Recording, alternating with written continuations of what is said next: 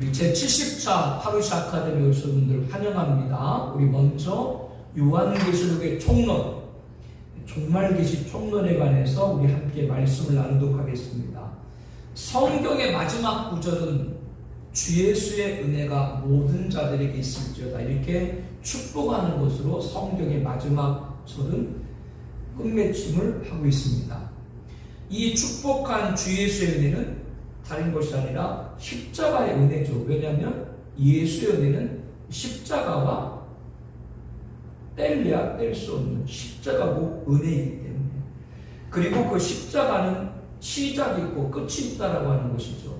시작은 여러분이 알고 있는 것처럼 2000년 전 이 땅에 오신 예수님께서 그 십자가의 대속이 십자가의 시작이고, 십자가의 완성은 다시 오실 예수님께서 이루실 일인 거죠. 모든 자들, 주 예수의 은혜가 모든 자들에게 라고 축복하고 있는데, 인류 역사 가운데 모든 자를 축복하는 거예요. 그런데 인류 역사 가운데 모든 자를 축복하는데, 그렇게 축복해도 이 복을 받는 건 누구예요? 예수를 믿는 자가 이 복을 받는 것이죠. 2000년 전 우리 죄를 대속하신 예수님은 장차 다시 오십니다.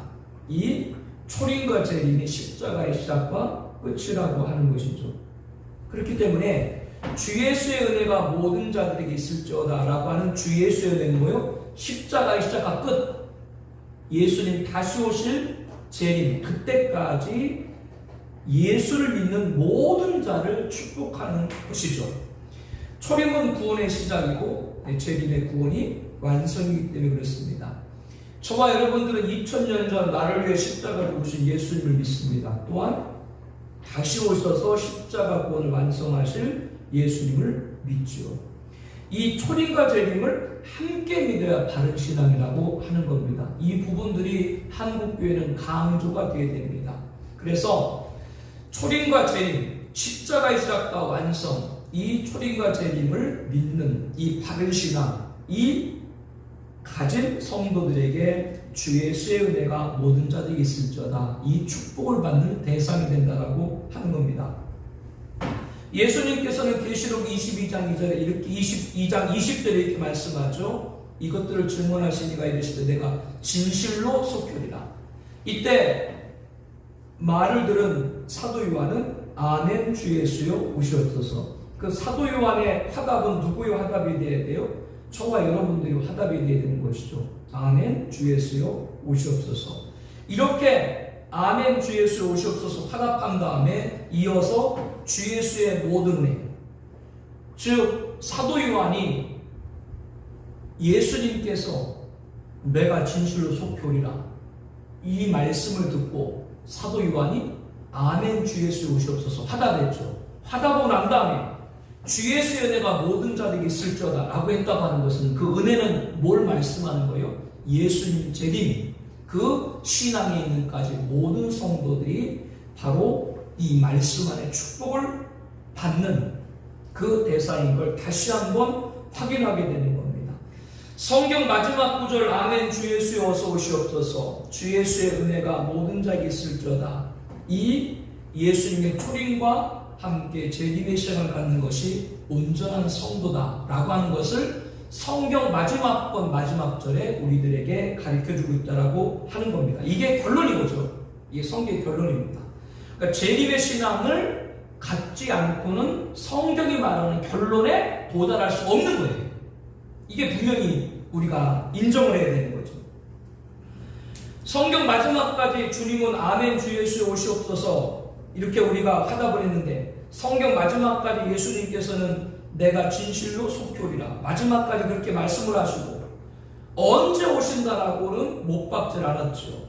그렇기 때문에 이것은 우리들에게 무엇을 교훈하고 있어요?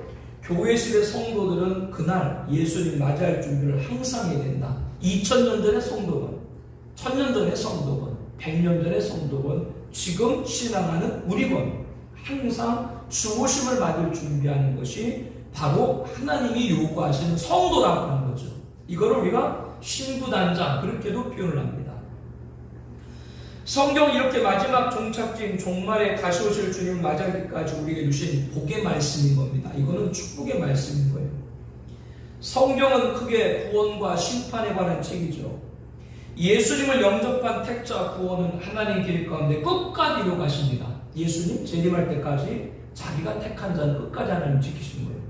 반면에 마지막까지 거역한 불신자, 그리고 신앙생활했다가 배교로 중단된 자들, 그들에게 뭐요? 심판이 임할 수밖에 없습니다. 이 또한 언제? 예수님 재림 때 이루어지게 되는 것이죠. 그래서 이 두 주제인 구원과 심판의 결말은 예수님 재림으로 이루어지기 때문에 이 재림 우리가 뭐라 그러는 거예요? 종말, 그렇게 얘기하죠. 예수님이 다시 오시는 날 재림하실 때 이루실 십자가의 구원의 완성과 심판의 최종의 말씀이 기록된 것이 어디라고요? 그게 바로 요한 계시록인 겁니다.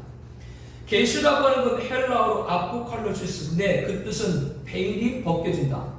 그러니까 베일이 벗겨졌다는 얘기는 이제는 우리들에게 이것이 숨겨졌단 말이에요? 공개되었단 말이에요? 이제는 공개되었다고 하는 겁니다. 알게 하도록 하셨다.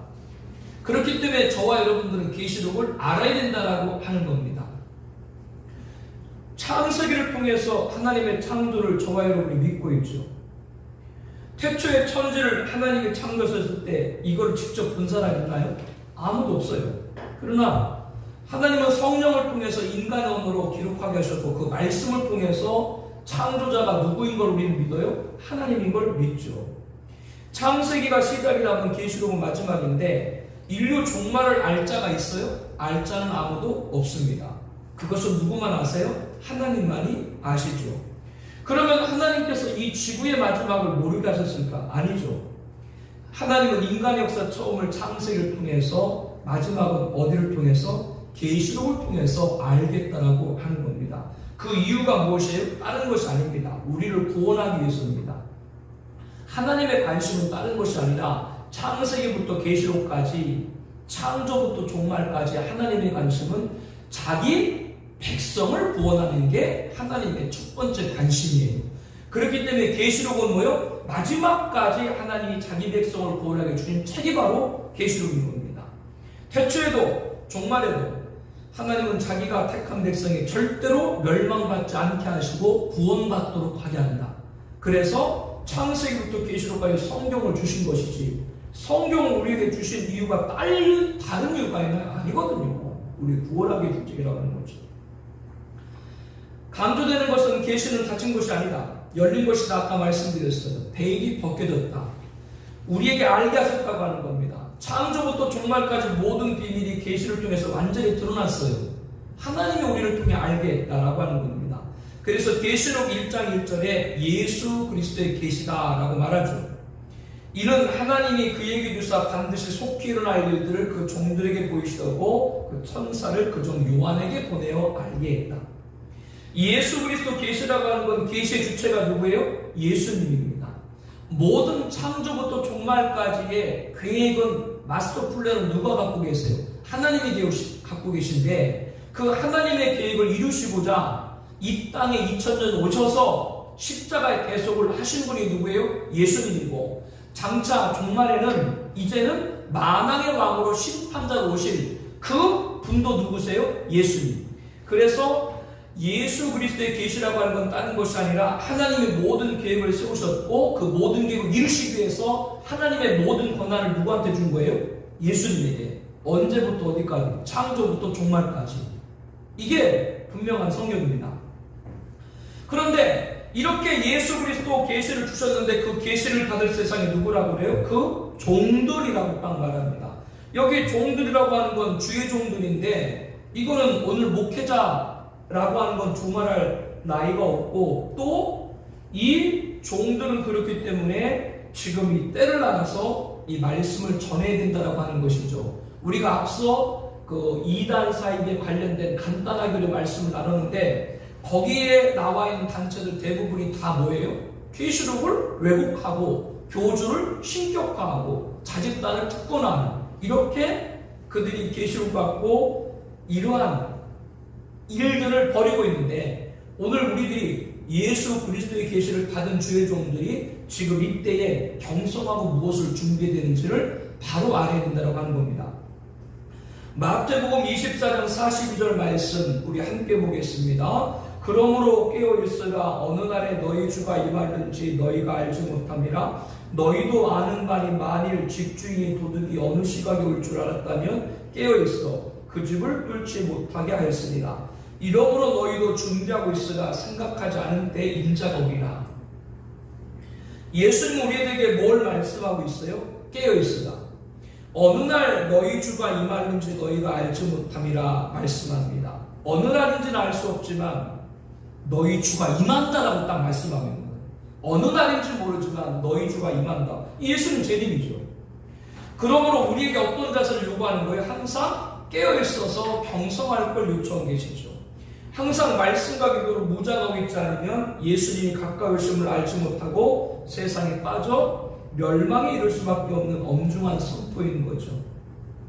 예수님은 이를 비유를 통해서 깨우쳐 주시고 계시죠. 만일 집주인이 도둑이 어느 시각에 올 줄 알았다면 깨어있어 그 집을 뚫지 못하게 했습니다. 깨어있으면 도둑이 와도 침입을 막을 수가 있는 거죠. 그러나 깨어있지 못하면 도둑이 누락질을 해도 속수무책으로 당할 수밖에 없습니다. 거기 말씀 데살로니가후서 5장 1절부터인데 우리 함께 보겠습니다. 형제들아 때와 시기의 바다에는 너희에게 쓸 것이 없음은 주의 날이 밤에 도둑같이 이룰 줄을 너희 자신이 자세히 알기 때문이라. 그들이 평안하다 안전하다 할 그때에 임신한 여자에게 해산의 고통이 이른 것 같이 멸망이 갑자기 그들에게 이르르니 결코 피하지 못하리라. 형제들아 너희는 어둠에 있지 아니하매 그날이 도둑같이 너에게 임하지 못하리니. 예수님이 도둑이란 말이 아니죠. 이것은 비유죠. 경성하지 못한 자에게는 주님이 뭐요? 도둑같이 온다라고 하는 거죠. 그러나 경성한 자에게는 아니에요. 신랑으로 맞이하는 거예요. 경성하지 못한 자는 뭐요? 도둑같이 와서 그들은 심판을 받고 빼앗기지만 준비한 자는 뭐요? 신랑으로 영접하는 신부가 되는 겁니다. 이 차이인 거예요.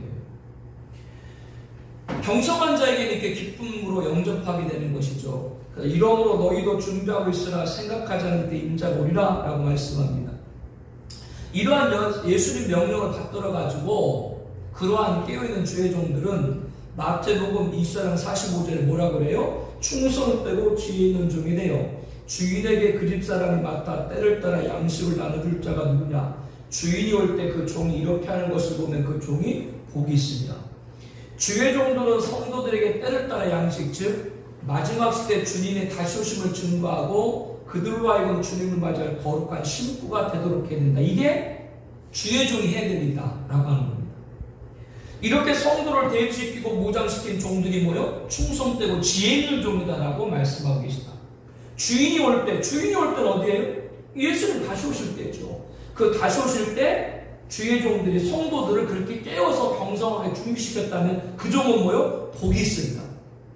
그 종에게 뭐라고 말합니까? 마태복음 24장 47절에 내가 진실로 너에게 이르노니 주인이 그 모든 소유를 그에게 맡긴다. 그 모든 소유라고 하는 걸 여러 가지로 우리가 말씀할 수 있는데 상급이라고도 성경에 말씀하고 있고 주님이 앉는 보좌가 있는데 그 주변에 또 다른 12보좌, 계시록에는 24장로들이 앉는 보좌, 즉 보좌에 앉는 자리에 관해서도 이 소유로 말씀하고 있고 또 왕권자, 예수님의 왕이시고 그 예수님의 왕권을 위임받아서 천년왕국에서 왕권을 통치하는 통치자, 순교자들과 연결하는 거죠. 그게 뭐요? 모든 소유를 그에 맡긴다. 그 소유를 그렇게 연결하셨다라고 하는 겁니다. 그것이 바로 이 마지막 때 성도들을 깨워서 주오심을 맞이할 신부로 단장한 주의 종들에게 그런 하나님께서 자리로 보응하시겠다고 하는 약속인 거죠. 그런데 이렇게 성도들을 경성하고 대비시킨 충성되고 지혜 있는 종과 달리 악한 종에 대해서 예수님이 경고하고 있죠.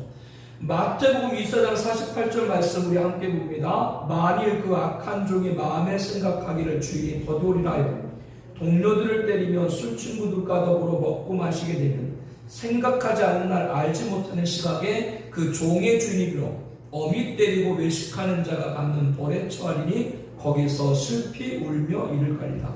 누가 악한 종이라고 했어요? 마음에 생각하기를 주인이 거두리라. 우리 시대에 주님이 오시겠어? 라고 하면서 주님 맞이할 준비에 적극적이 않은 것입니다. 주변에 신앙생활을 열심히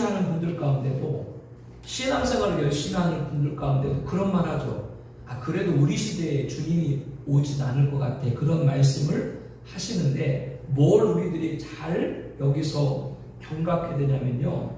지금 그렇게 생각하고 있는 것은 지금 상황들을 볼 때 그 상황을 보고 그렇게 얘기하는 건데 마지막 때가 이르게 되면 어떤 사건이 있죠. 어떤 계기 있죠. 이게 한 번 시작되면 우리가 생각한 이상으로 굉장히 빠르게 진행될 수 있다는 걸 깨워야 돼요.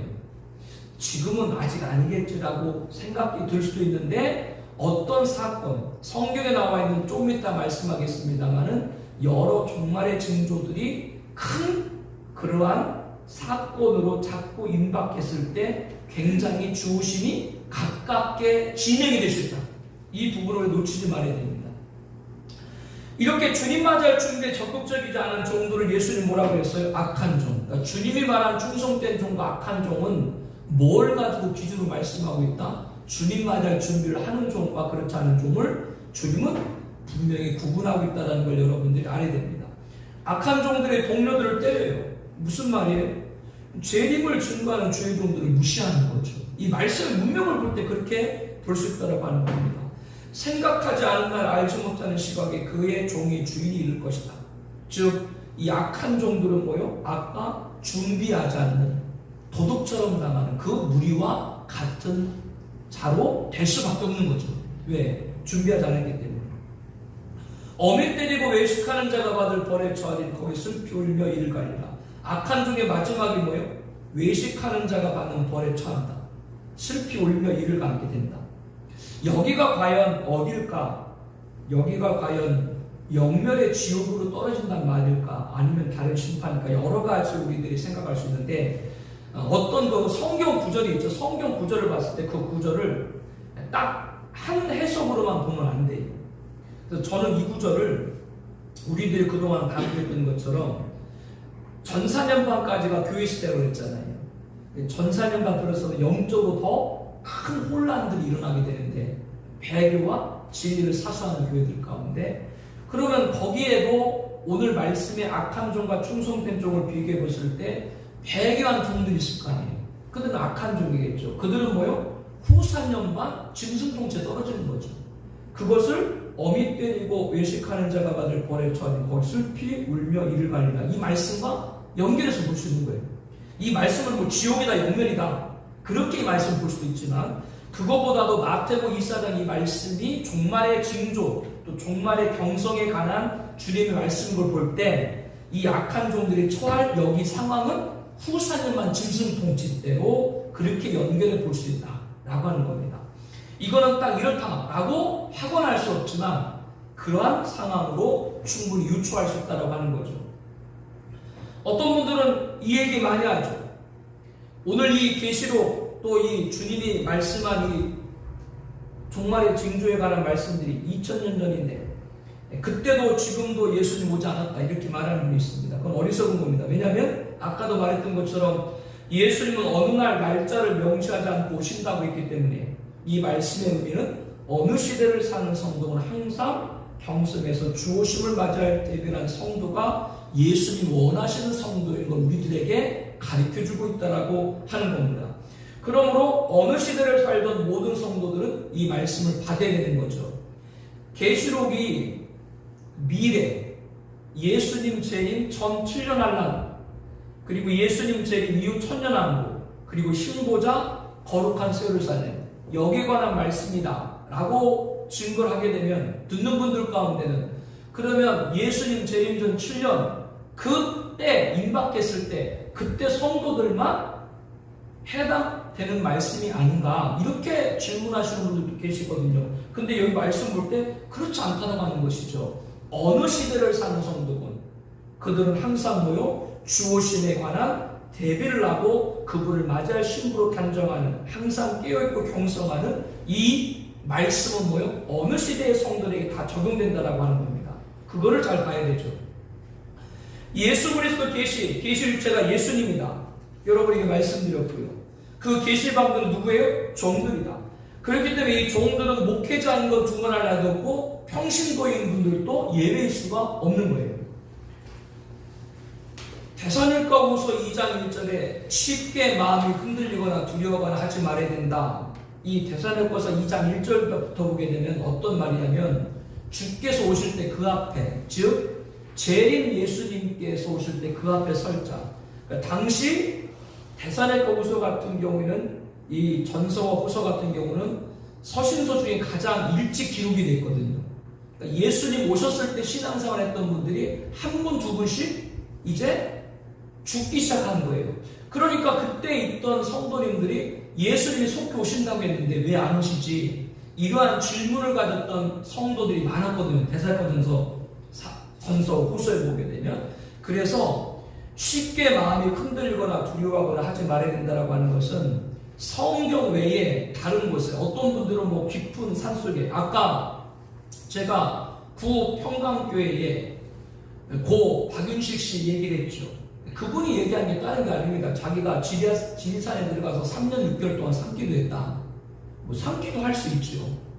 그렇기 때문에 자기가 하는 말이 예언이다. 이런 식으로 얘기를 표현을 했거든요.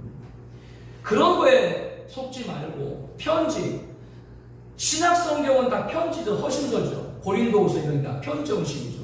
성경 말고 다른 편지가 있다. 성경 있다. 그거 믿지 말아요. 우리 교회는 철저하게 66권입니다. 캐톨릭과 달라요. 캐톨릭은 외경이라고 해서 그들은 성경 외에 다른 것들도 성경 인정을 해요. 우리는 인정하지 않아요. 그런 거 너희들 흔들지 말라. 그래서 우리들에게 뭐요? 분명하게 말씀하고 있는 것이 데살로니가후서 2장 3절에 보기에는 뭐라고 그래요? 불법의 사람 멸망의 아들, 즉 적그리스도가 등장하는 것이 정말 최대 징조고 그 자의 등장 이후에 뭐요? 바로 7년 환난이라는 종말의 시간이 시작된다. 이렇게 말씀을 하고 있습니다. 계시록 22장 10절에 내가 말하되 이 두루마리 예언의 말씀 임봉하지 말라. 때가 가깝다. 때가 가깝다는 건 주오심이 가깝다라고 하는 것이고, 이 예언의 말씀 임봉하지 말라는 것은 교회에서 자꾸 이 말씀을 전해줘야 된다고 하는 것이죠. 그러니까 증거하지 않는다고 하는 건 주님의 말씀과 다른 거죠. 절대로 계시록을 연구했다고 재림의 날짜가 어떻다느니, 또 어떤 사람이 뭐 재림 예수가 하느니 이렇게 말하는 자도 있는데 이것은 100% 가짜고 이단입니다. 아까 이단 사입이 그 관련된 요약 책자봐도 거기 보게 되면 자칭 재림 예수라고 써있는 부분이 있죠. 이것은 너무나도 잘못된 거죠. 하나만 딱 얘기하면 돼요. 2000년 전에 예수님께서 이 세상에 탄생하셨죠. 어린아이로 탄생했죠. 다시 오실 예수님 뭐요? 만왕의 왕으로 하늘로 가신 그대로, 승천하신 그대로 오신다고 했죠. 그러니까 재림 예수님 뭐요? 이 땅에서 공생애를 마치시고 십자가에 죽으시고 부활한 그 모습 그대로 오신다는 거거든요. 이 말은 바꿔 말하면 이 땅에 태어나가지고 호적을 둔 사람은 재림 예수가 될 수가 없는 거예요. 주님은 다시 오신다고 그랬는데 다시 오시는데 뭐 이 땅에 호적 갖고 태어난다는 말이 있나요? 아니죠. 만왕의 왕으로 백마 타고 하늘에서 오시는 거죠. 그러니까 이 땅에 호적 갖고 있는 사람들은 절대 재림 예수 될 수 없습니다. 그러니까 가장 아주 기본적이고 기초적인 사실조차도 바로 인지하지 못하기 때문에 재림 예수라고 말에 속는 거예요. 이게 말도 안 되는 얘기인 거죠. 우리들에게 재림 예수가 누구라든가 날짜가 뭐라든가 이거를 알려고 준 것이 아니라 우리들로 하여금 뭐요? 이 말씀을 읽고 듣고 지키는 자가 돼서 예수 재림의 소망을 갖고 살아가도록 그렇게 우리들에게 주신 것이 이 말씀, 준비하는 신부가 되라고 주신 말씀이라고 하는 것이죠. 예수 그리스도 계시는 반드시 속히 일어날 일이라고 했습니다. 그날이 가까이 옴을 징조를 통해서 알게 했다라고 하는 거죠. 그러니까 중요한 건 뭐냐면 그날을 알라고 준 게 아니에요. 예수님의 재림 날짜를 알라고 주는 것이 아니라 계시록은 뭐예요? 그날이 가깝다라고 하는 징조를 우리들에게 알려주고 우리들로 하여금 준비하도록 줬다라고 하는 겁니다. 그래서 종말에 주신 계시는 이렇게 우리로 하여금 주오심의 임박함을 경성하고 준비하도록 주신 것이 종말의 계시이기 때문에, 그러므로 계시록을 통해서 우리들이 경각하고 대비해야 된다라고 하는 거죠. 여러분, 성경에 기록된 예언은 지금까지 지구 역사 무대에 다 그대로 실현됐죠. 안 이루어진 것이 없죠. 이것을 뭐라 그러냐면 예언의 성취라 그래요. 바꿔 말하면 주님이 말씀하신 종말의 징조들이 성취되고 있죠. 뭐가 성취되고 있는 거예요? 예언이 성취되고 있는 것인데, 그 예언이 성취되고 있다고 하는 건 누구 오심이 가깝다고 하는 거예요? 주 오심이 가깝다.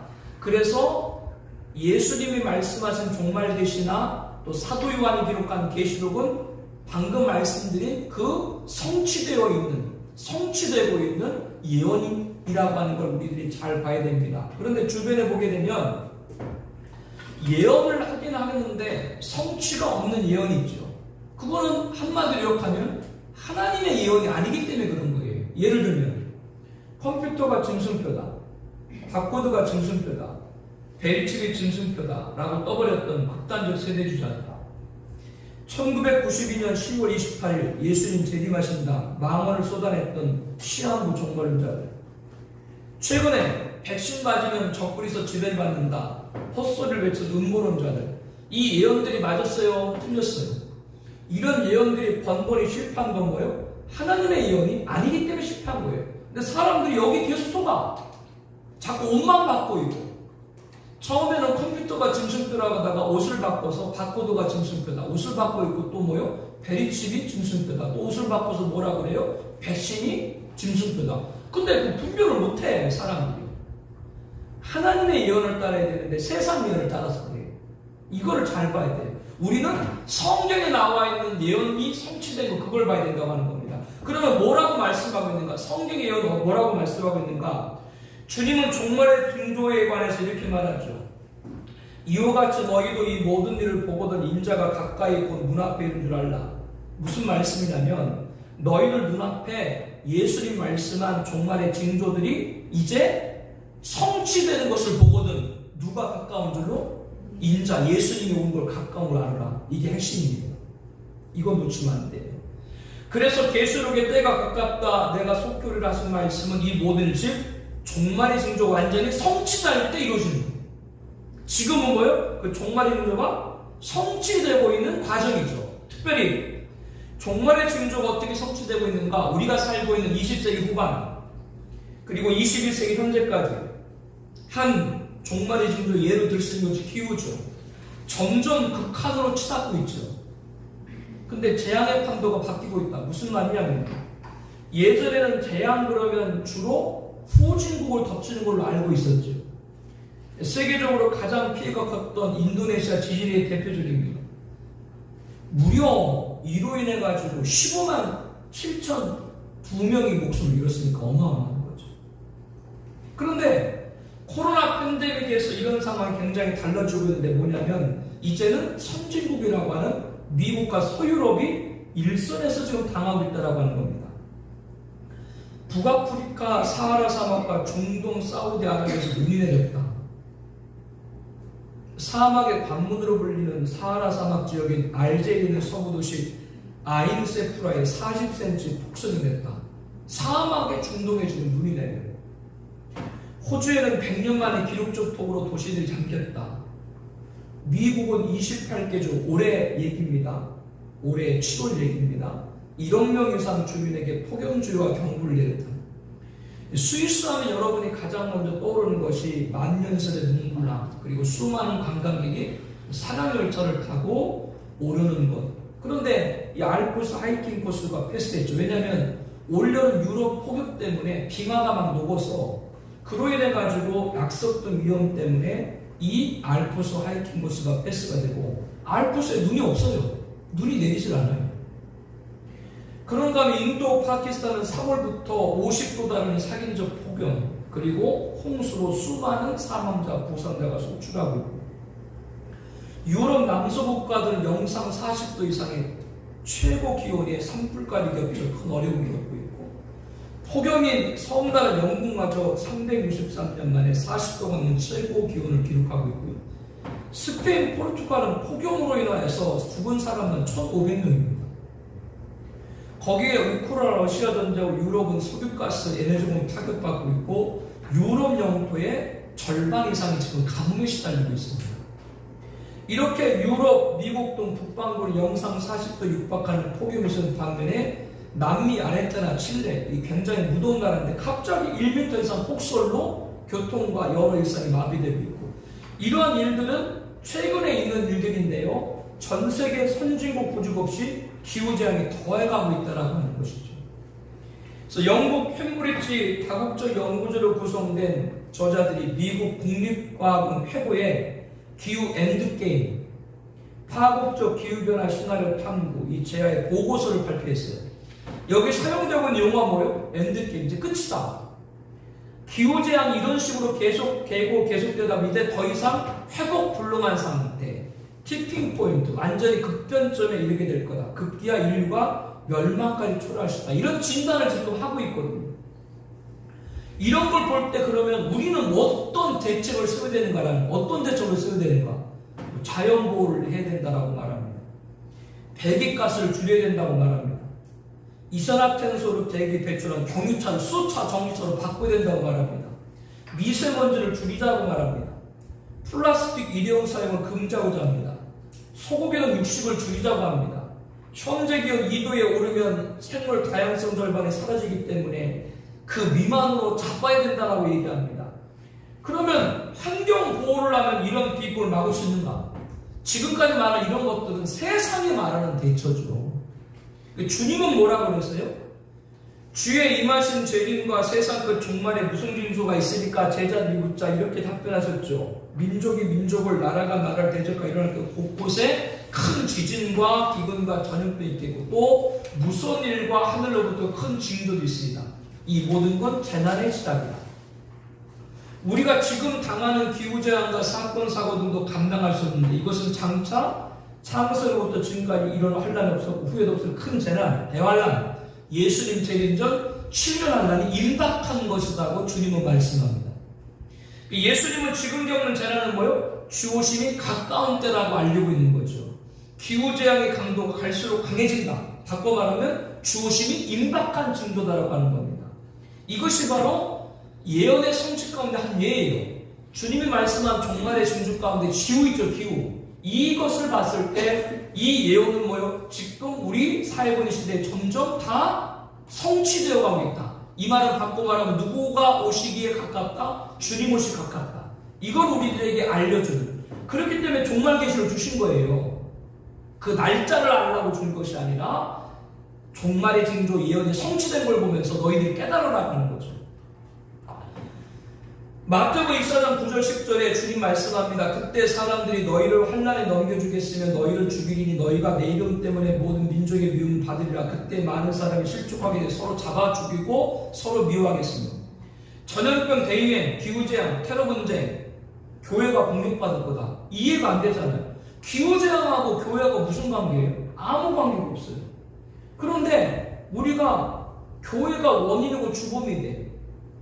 지난 코로나 팬데믹 가운데 이미 우리가 당했죠. 어떤 일이 생기면 자꾸 교회가 원인이 되고 주범이 돼요. 그래서 이럴 때 예수님께서 뭐라고 말씀했어요? 믿음으로 끝까지 견디는 자는 구원을 얻으리라. 즉 이런 일이 있을 때 세상 사람들은 뭐 자연보다 얘기하지만 너희들은 뭐요? 그때 너희들은 지금 믿음을 지켜라. 이게 주님이 말씀하는 겁니다. 뭐 주변에서 얘기들 많죠. 뭐 이렇게 살고 저렇게 살고 이렇게 산다. 주변에 얘기들 많죠. 그런 얘기 너희들 많이 있는데 그런 얘기 듣지 말고 뭐를 보라는 거예요? 지금 너희들 믿음을 봐라. 이거예요, 주님. 이 믿음 지금 못 붙들어서 주변에 흔들리는 분들이 얼마나 많아요. 그래서 작금의 기후재앙에서 세상에 말하는 대책이 아니라 믿음을 더욱 확실히 하라고 하시는 주님 말씀이 우리의 대책이 되어야 된다고 하는 거죠. 뭐 주변에서 이런 말 저런 말 나올 때 우리는 그 어떤 것에 발을 딛지 말고 믿음을 돌아봐야 된다. 이것이 종말의 징조를 보고 내가 속결이라 하신 주님 말씀에 다시 오실 예수를 맞이할 성도에 준비해야 되는 거예요. 보라, 내가 고독같이 오리라. 그러나 그 시기에 관해서 여섯째 천사가 그 대접을 큰 강 유브라에 쏟을 때, 즉 계시록 16장에 보게 되면은 여섯째 천사가 그 대접을 큰 강 유브라데에 쏟을 때라고 나와 있는데요. 이때가 바로 뭐냐면은 여섯째 천사가 대접을 썼을 때, 즉 그 종말에 일어날 여러 가지 징조가 완전히 무르익었을 때거든요. 그러니까 그런 예언이 성취가 됐을 때 내가 도둑같이 오리라, 주님이 오신다. 이때 그 예언들이 이루어지고 있는데 거기에 말씀에 기록해냈죠. 다니엘서 9장에 종말시대 7년 한란 시작인 적그리스도가 세계를 위기에서 구할 7년 평화적인 합리의 언약과 계시록 11장에 그러한 적그 정체를 폭로할 종말의 사명자 14만 4천 두 예언사에게 종말에 나타날 계시를 알고 있다. 무슨 말이냐면요, 이제 마지막에 위기가 등장하면 그 위기 가운데 누가 등장을 해요? 적그리스도 등장하고, 그 적그리스도가 등장과 함께 또 맞서 싸울 누가 등장해요? 종말의 사명자인 14만 4천 두 증이 등장한다. 이때 치열하게 영적 전쟁을 하게 될 때 그때 누가 오시는 거예요? 보라 내가 도둑같이 오랴, 주님 오신다라고 하는 겁니다. 지금 이것은 오늘 교회를 봐도 배교에 빠지는 교회들이 점점점 많아지고 있고 진리를 지키는 교회들도 있죠. 지금 이렇게 교회들이 양분화되는 걸 보게 되면서 이때도 굉장히 임박했다는 걸 우리들에게 알고 있습니다. 슬기로운 다섯 처녀가 등과 기름을 준비했는데요, 밤중에 소리가 나되 보다 신랑이로다. 이 소리가 나기 전부터 준비했죠. 슬기로운 다섯 처녀는 그 기름을 준비했다가 우리는 뭘 준비하는 거예요? 종말의 등성을 말씀하는 거예요. 그러므로 종말 시대 7년하는 전사년반 큰 환난을 이길 수가 있게 되는 것이고, 밤중에 소리가 나는 주제된 소식을 전해서 잠든 교를 깨우는 종말의 사명자한테 이 재림의 소리를 증거할 때 그걸 듣는 자들이 등장해야 되는 것이죠. 내가 속효리라 라고 하신 말씀의 또 다른 이유는 뭐냐면 말씀에 순종하는 신앙적 자세입니다. 우리는 재림의 일시를 모르죠. 항상 그날이 가까이 있음을 명심하고 이 예언의 말씀 계시록을 지키는 생활을 해야 된다. 지키는 건 뭐예요? 전하는 겁니다. 여러분 거기 계시록 1장 3절에 보게 되면 이 예언의 말씀을 읽는 자와 듣는 자와 그 가운데 기록한 걸 지키는 자는 복이 있다라 했거든요. 근데 마지막 장인 계시록 22장 7절에 보면 이 두루마리 예언의 말씀을 지키는 자는 복이 있다. 앞에 계시록 서두에는 읽고 듣고 지키는 자가 복이 있다고 했는데 계시록 마지막 결론에는 뭐요? 지키는 자가 복이 있다. 읽고 듣고가 빠져있어요. 무슨 말이에요? 지금 우리들이 뭐요? 지키는 자. 우리가 예언의 말씀을 지키는 것은 뭐라고요? 순종인데 그 순종은 뭐라고요? 증거해야 됩니다. 주변에서 안 들어도 전해야 돼요. 전하는 자가 없이 어찌 들으리라 말씀했죠. 그거는 초림의 복음만 아니라 재림의 복음도 전해야 될 줄로 믿습니다. 용들지 말고 전하세요. 용들지 말고 전해요. 예수님은 신랑 맞이할 신부 단장하는 것이 우리 신앙의 목적이 된다. 언제나 예수님 제를 임박할 줄 알고 항상 깨야 된다. 그날을 준비하는 생활을 해야 된다. 이것이 주님이 기뻐하는 성도고, 그래야 주 오심을 사모해야 하늘을 바라봐야 이 세상에 휘둘리지 않게 될 줄로 믿습니다. 그 믿음을 가져야 된다라고 하는 것이죠. 그래서 이제 우리 시대의 앞으로 예배 드리는 것도 순교 정신을 갖지 않으면 드리지 못하는 그런 시대가 이제 얼마 안 있으면 오게 될지 모릅니다. 우리가 살아가고 있는 시대는 앞서 쭉 말씀하고 있어요. 종말의 징조 예언이 성취되고 있다. 이제 성취되고 있는 시대라고 하는 겁니다. 그때 세상 사람들 말하는 것처럼 뭐 기후 막기 위해서 무슨 뭐 자연보, 그게 아니라 주님은 뭐라고 그랬어요? 너희 믿음으로 끝까지 그 믿음을 지켜라. 이것을 오늘 우리들이 꼭 가져야 된다고 하는 것이죠.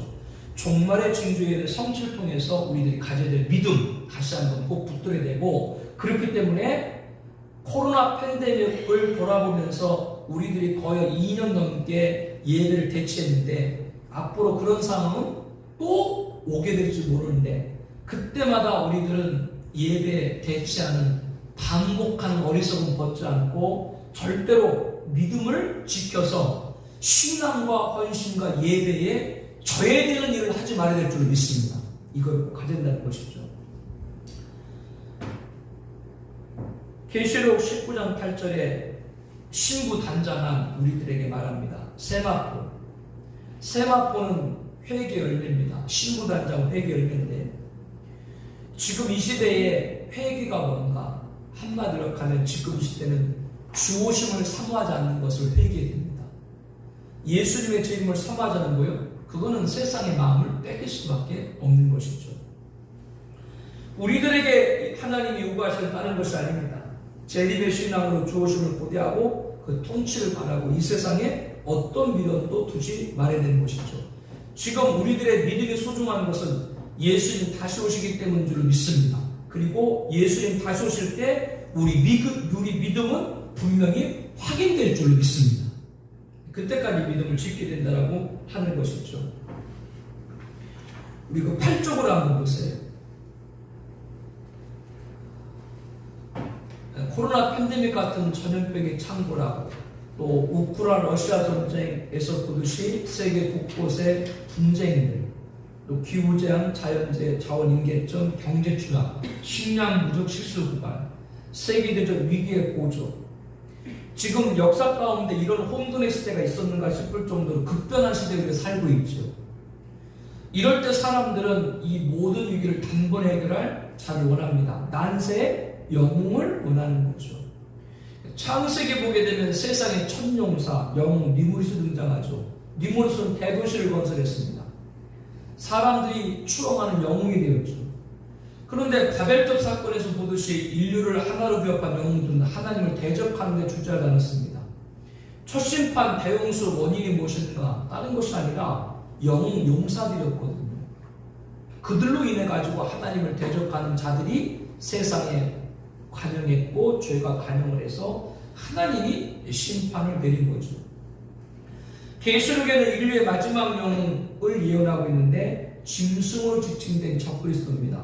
이 자는 등장부터 사람들 이목을 중정시키죠. 왜? 죽었다가 살아난 기적적인 인물이기 때문에. 그러니까 이목을 끌고 누구를 흉내내는 거라고 그랬어요? 3일 만에 부활한 예수님 흉내내는 거예요. 그러니까 많은 사람의 주목을 끌어요. 그래서 전 세계가 위기에 있을 때 그 위기는 곧 있는 자, 없는 자가 있을 때 없는 자는 있는 것, 식량이 있으면 식량을, 석유가 있으면 석유를, 이걸 차지하기 위해서 전쟁에 벌일 수밖에 없어요. 이런 모든 위기가 고조됐을 때 이거를 평화적으로 체결할, 타개할 이대 언약인 7년 평화적을 체결하게 된다고 하는 거죠.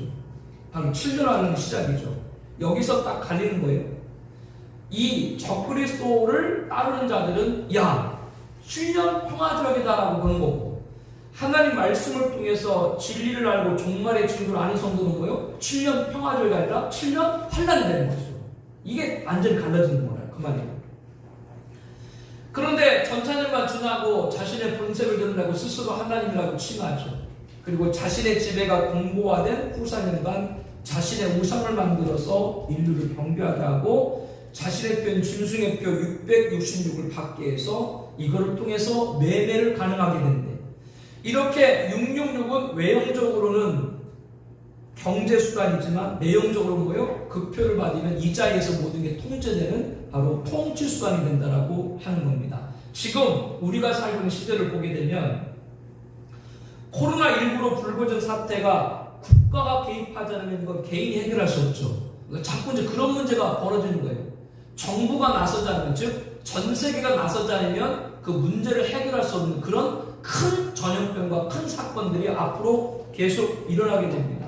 그렇기 때문에 국가가 나서지 않으면 이 문제를 해결할 수 없기 때문에 국민들은 누구 도움을 받아요? 자꾸 정부 도움을 받게 되고, 정부 도움을 받게 된다는 건 곧 누구의 통제를 받게 되는 거예요? 정부 통제를 받게 되는 거예요. 그래서 우리가 자유주의 체제에 있지만 뭐예요? 자꾸 전체주의로 갖게 된다라고 하는 거죠. 우리나라뿐 아니라 전 세계는 지금 위기에서 강력한 중앙 통제와 리더십 받을 지도자를 요청하고 있죠. 이것이 바로 종말 시대의 세계 단일 정부와 짐승표로 통제를 주도할 적의 등장에 대한 예고편들이 지금 이미 이 징조 또한 진행이 되고 있다고 하는 겁니다. 영웅, 모든 걸 좀 빨리 해결했으면 좋겠다, 이렇게 영웅을 원하는 인류 심리는 창세기부터 지금까지 여전한 거죠. 이것은 종말까지 이어져서 적그리스도를 메시아로 받을 수밖에 없음을 알게 합니다. 이자야말로 세계를 위기에서 건져낼 영웅으로 사람들은 착각하기 때문이죠. 그래서 이자의 등장이 종말의 최저 징조고, 지금 모든 상황이 이자의 등장이 굉장히 임박해 있다고 하는 겁니다. 그래서 성경은 적그리스도 등장 이전에 배교를 경정하고 있습니다. 배교는 뭐요? 영적 눈을 어디죠? 영적 눈을 어둡게 하기 때문에 적그리스도를 세계 영웅 메시아로 받아들이게 되는 거예요. 1938년 9월 9일 제27회 장로교 총회에서는 신사참배를 가결했습니다. 이러한 때 절하는 건 우상 숭배가 아니라 예의다. 그때 이 헌의를 하는 것이 평양 지역 교회의 평양 노예입니다. 결과가 어떻게 됐어요? 93% 이상의 목회자와 평신도들이 다 신사참배를 했고요.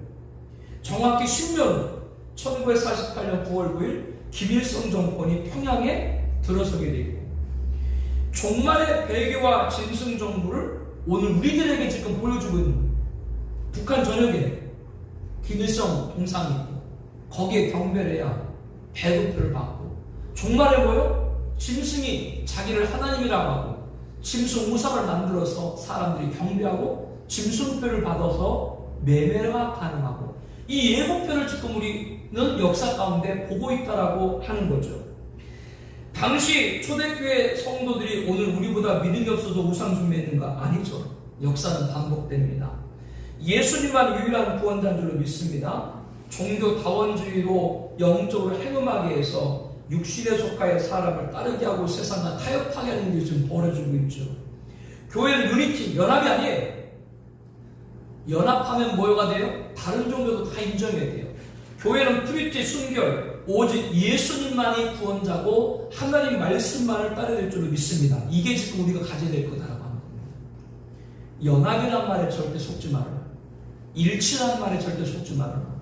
평화란 말에 속지 말아라.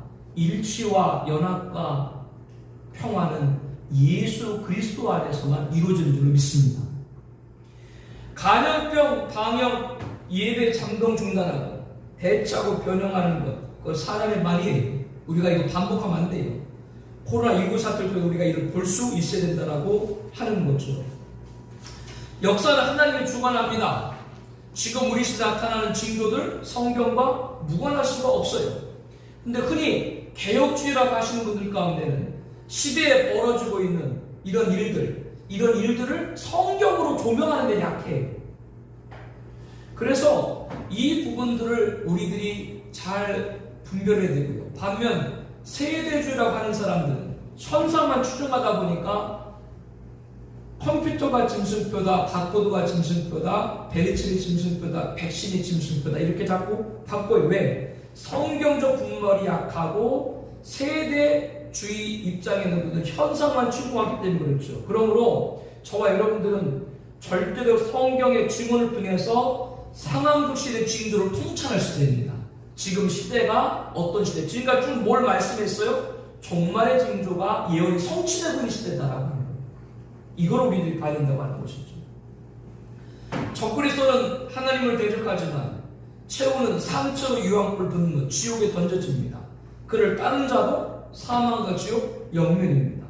그렇기 때문에 오늘 우리들이 혼돈하고 혼미하고 혼란인데 이것은 예수님이 재림하여 해결할 수 없다라는 일념을 가져야 되고 이 믿음을 가져야 되는 것이지 사람들 말 따라서는 안 된다라고 하는 거예요.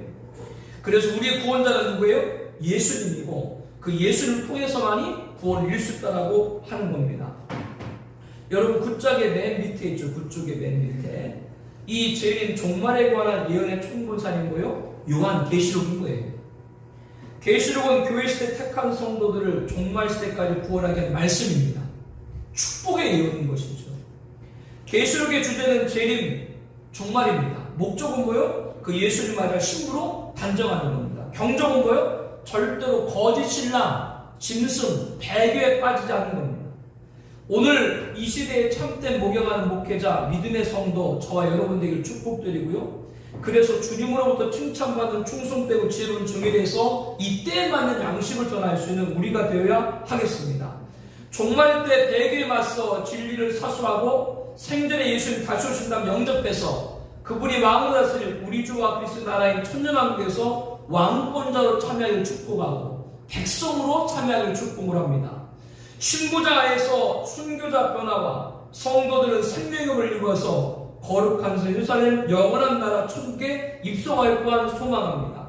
이 축복의 예언의 모든 말씀이 바로 뭐예요? 요한계시록인 것이죠. 오늘 계시록에 대한 총론을 우리가 함께 말씀을 나눴어요. 요 말씀을 잘 정리해도 계시록이 무엇이구나, 우리가 무엇을 준비하는구나, 이것을 우리가 잘 정리하셨다고 생각합니다. 이 시대에 주신 이 말씀을 저와 여러분 부지런히 증거해서 주오심과 합당한 저와 여러분 되시기를 예수님의 이름으로 축복합니다.